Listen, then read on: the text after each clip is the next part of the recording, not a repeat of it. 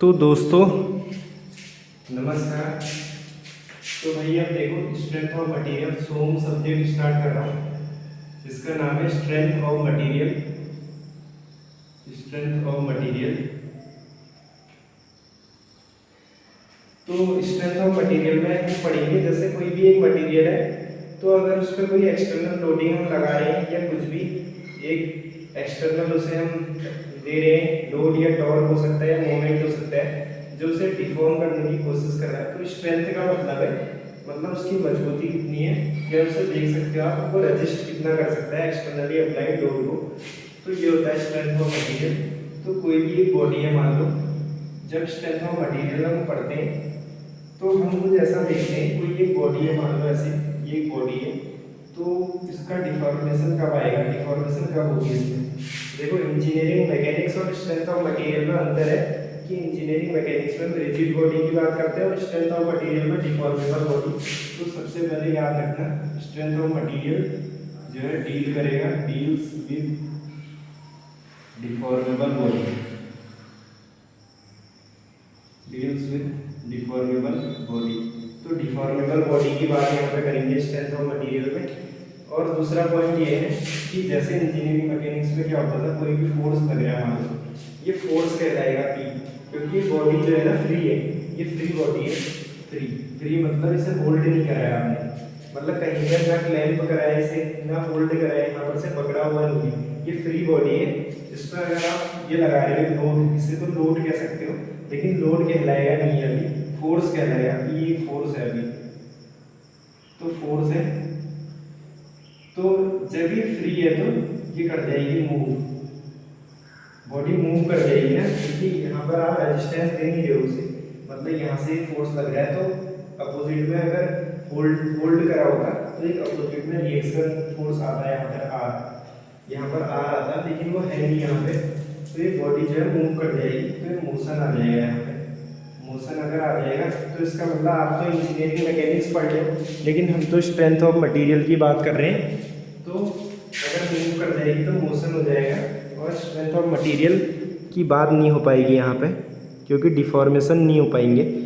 फिर से समझ लो, स्ट्रेंथ ऑफ मटेरियल डील करता है डिफॉर्मेबल बॉडी से, और अगर कोई बॉडी है वो फ्री है, मतलब फ्री मतलब उसे होल्ड नहीं करा है या कहीं पर जो एक्सटर्नल लोड लग रहा है, ये फोर्स जो एक्सटर्नल फोर्स लगा है पी, इसको मतलब रेजिस्टेंस दे नहीं रहा है, तो मोशन हो जाएगा और इंजीनियरिंग मैकेनिक्स पिक्चर में आ जाएगी।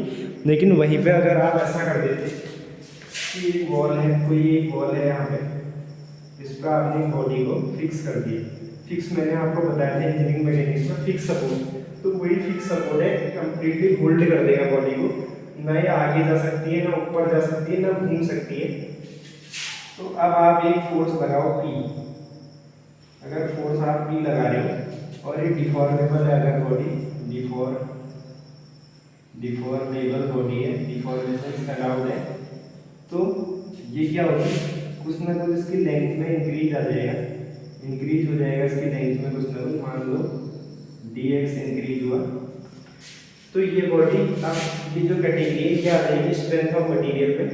स्ट्रेंथ ऑफ मटेरियल के अंदर ये बॉडी आ गई क्योंकि डिफॉर्मेबल बॉडी थी और एक्सटर्नल लोड आपने लगाया, तो यहाँ पर तो बॉडी को होल्ड कर रखा था, तो कुछ ना कुछ अगर इसके एफबीडीएम बनाए, फ्री बॉडी डायग्राम मैंने बताया था इंजीनियरिंग मैकेनिक्स में, तो ये बहुत इंपॉर्टेंट हो जाता है।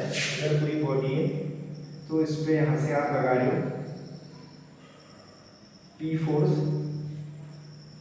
यहाँ पर से लगा रहे हो, तो मैंने बताया था फिक्स सपोर्ट में तीनों रिएक्शन आएगी, आर एक्स भी आएगी और आर वाई भी आएगी और मूवमेंट रिएक्शन भी आएगी इसमें।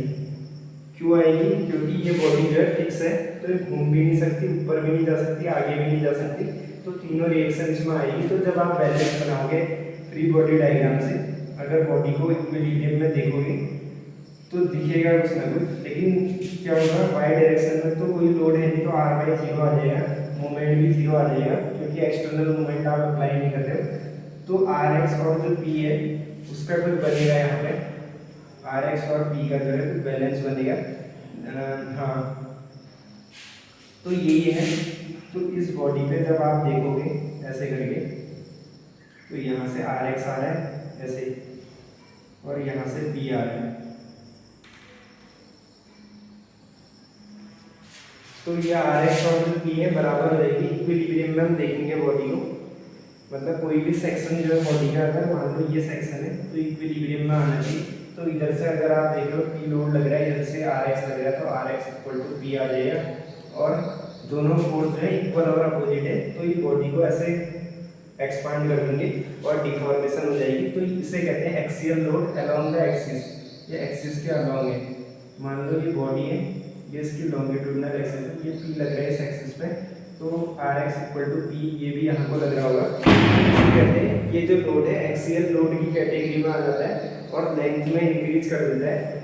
तो ये बेसिक है इसका कि हम डिफॉर्मेबल बॉडी से डील करेंगे और सिंगल फोर्स होगा तो डिफॉर्मेशन नहीं होगा। अगर बॉडी फ्री है तो नहीं हो पाएगा डिफॉर्मेशन। ध्यान रखना, बॉडी सपोर्टेड होगी, कुछ ना कुछ ऐसा हो रहा होगा कि बॉडी डिफॉर्म हो जाए, कुछ ऐसा हम मैकेनिज्म वहाँ पे बनाएंगे या फिर कंस्ट्रेंट लगा देंगे। कंस्ट्रेंट मतलब कुछ वहाँ पर रुकावटें ऐसे लगा देंगे कि बॉडी डिफॉर्म हो जाए। जैसे ये बॉडी है, इसको आपने यहाँ से पकड़ लिया, जैसे रबर बैंड होता, अगर उसी रबर बैंड को आप खींचते तो ऐसे चले जाता, लेकिन यहाँ पकड़ लिया तो खिंचाव आ जाएगा।